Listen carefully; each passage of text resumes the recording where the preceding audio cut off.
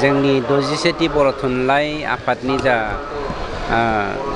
गेदेर मोनसे सान, बे साना जारिमिनारि सान जानानै थाबाय आरो बिसेस भाबै दिनै जाय बिथां हादोरगिरिया जोंनि बर'फोरनि गेजेराव बर' थुनलाइनि मोनसे गोथार सानाव फैनानै बाहागो लाफैनानै साफ्रोमबो बर' फिसाखौनो ओरैबायदि मोनसे थुलुंगाखांबाय जे जों बर'आबो गुबुन गुबुन जौगानाय हारिनि गाहायाव मालाबाबो नङा, जोंबो जौगानाय हारिनि गेजेराव मोनसे जौगानाय हारि थुनलाइ बिथिङावहाय।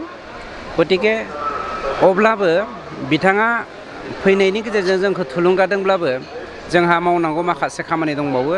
बे खामानिफोरा जादों राव आरो थुनलाइखौ फोथांना लाखिनायजों लोगोसे जोंनि हारिखौ, जोंनि रांखान्थिखौ, जोंनि समाज बेबस्थाखौ, जोंनि धोरोम खान्थिखौ, जोंनि राजखान्थिखौ मुलुग दरबाराव बोखांनांगौनि मोनसे सम दंबावो। ओंखायनो जों गासैबो जेखि राजखान्थि हान्जानि जायाथों मानो, जेखि माहारियारि आफादावनो थायाथों मानो, साफ्रोमबो बर' फिसायानो खौसे जानानै हारिनि जौगाथायनि थाखाय मावनांगौ आरो थुनलाइ बायदि मोनसे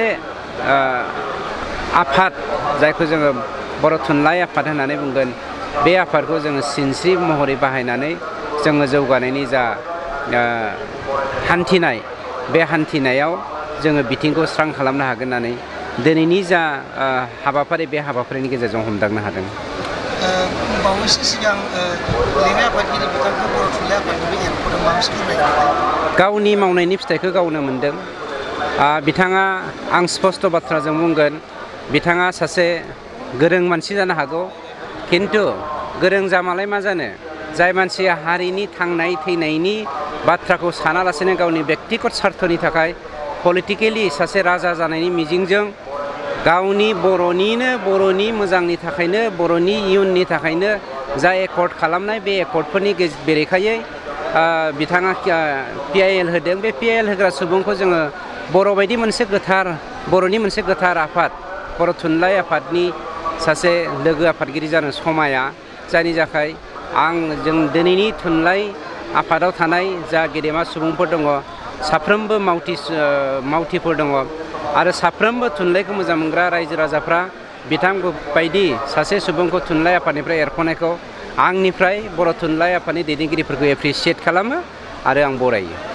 फैबाय थानाय समाव बिटिआर सरकारा बर' थुनलाइनि बागै दाबो बुंगोन, सरकार जाजेननायनिफ्रायनो, गोदोनिफ्रायनो माने आगुनि सरकारा बर' साहित्य सभाखौ जौगानायनि थाखाय बोसोराव 5 लाखल' अनुदान होयोमोन, अनसुंथाइ होयोमोन।